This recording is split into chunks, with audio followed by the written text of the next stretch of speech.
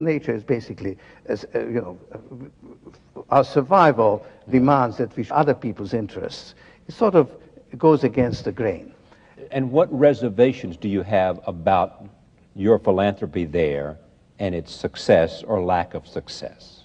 Well, you see, I've always been very skeptical about philanthropy because it goes against human nature. Because human nature is basically, our survival demands that we should other people's interests. It sort of goes against the grain, and then it's full of pitfalls. Philanthropy is a sort of a hothouse of. But does that mean that religion goes against the human nature then? Because religion is about compassion and is about looking after others' interests. It is about. Well, you take any religion and you can see some flaws in it. I mean, it's also about accountability. Pardon? It's also about accountability. Well, if let's say selflessness, that is, let's say, demanded in Christianity, it's very, very hard actually to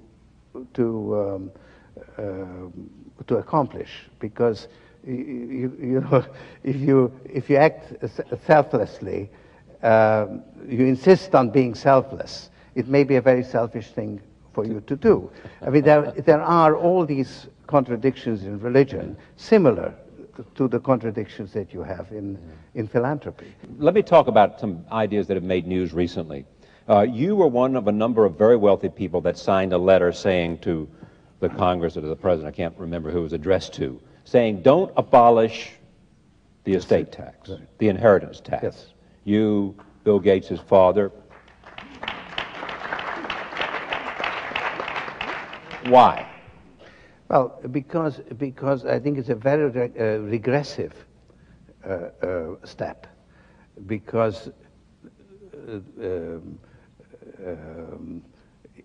the point, you do need to tax, and I think actually the estate tax is the best point at which to take a slice out of somebody's estate, right. Because the person who has created the estate is not around, so you're not discouraging him from creating wealth, right? You're not taking anything away from him, and you want a society which is characterized by equality of opportunity, and to have the children of the rich, my children, have an advantage to start with. Now, then to have a large amount of money as well, it would create a plutocracy as self-perpetuating elite, which is not based on merit, so it's really not a very desirable. Just because they were able to maintain their fortune. Right. Here is the other argument some make. It is that because of an estate tax, a lot of very wealthy people give away a lot of money in order to avoid the estate tax. Which is also true. Which is also true. Yeah. And I can say from personal experience that I give away whatever is allowed by law. In order to avoid giving it to the government when you die. Yeah. Well, I think that I can choose better than they can. Use it better for philanthropic purposes than they do, and so I think that's the appropriate thing to do. But the fact that they contribute by giving me a tax cut, it does encourage me to do it. What do you think of Putin?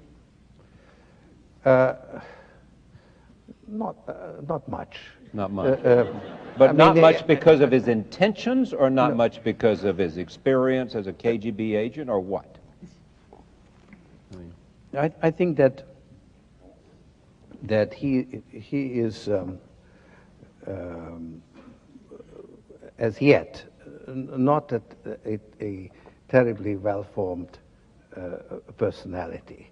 Is a functionary who has been put into that job, even though it is the top job. By Boris Yeltsin. By Boris Yeltsin or whoever was behind. Right.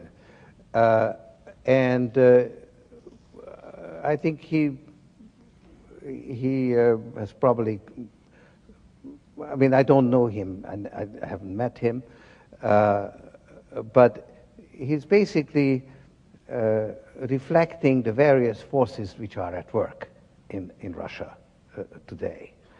They are conflicting forces, and so there's this constant struggle, political struggle going on for Putin's ear, so to speak, and who can prevail.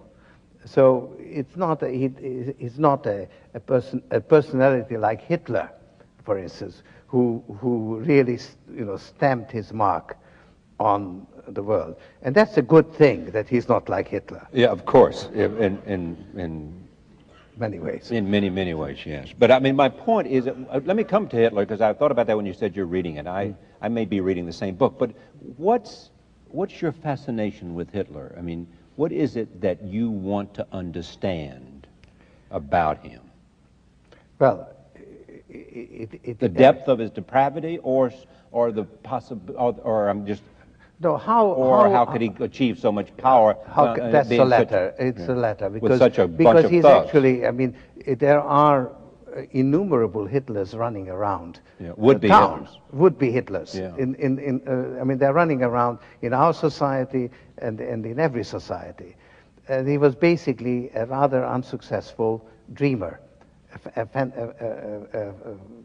fantasies, and somehow he could act out his fantasies, and they were rather evil fantasies. And what's the answer to somehow? How was it that he was able to act out? Was it simply because he had an understanding of how to use terror?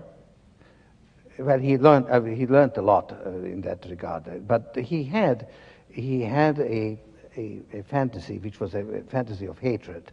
I mean, he really was deeply anti-Semitic, and he had a desire to destroy Jews, and that was a private fantasy that then became a public fantasy by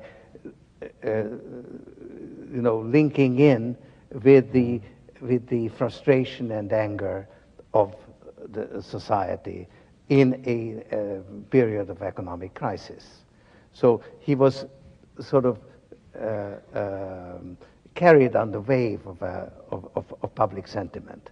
It's I mean, that's why it's a fascinating. And he created scapegoats of everybody, including the Versailles Treaty. Right. Now he held forth, he lived in a Y, actually, in a men's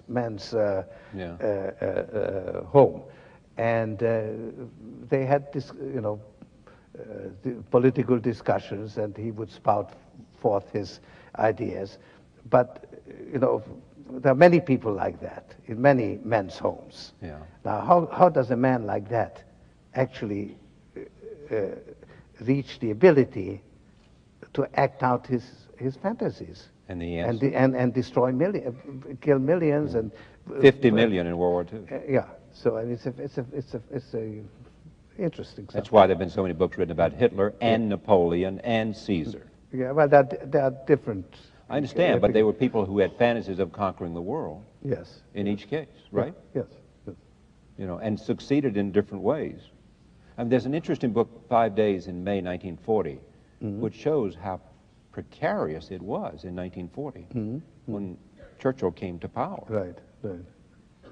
I mean, it's extraordinary how close they came. Yeah, that's an interesting book. I'll talk 7 days. Let me come back to you in terms of how you see the world. We talked about markets, and you believe that, as you have said, that markets are inherently unstable. Right. And that markets need new institutions to keep the peace and prevent recession and depression. Right. When you look at the world today, what's interesting that's going on in terms of China, for example, in terms of Latin America, in terms of Africa? I mean, what we think about primarily in terms of Africa now is the devastation of disease, right? Malaria and AIDS. Yeah. Let me make it do it in a more general way. That you have global markets. The markets are global, international, but the political system remains based on sovereign states, Right. Right?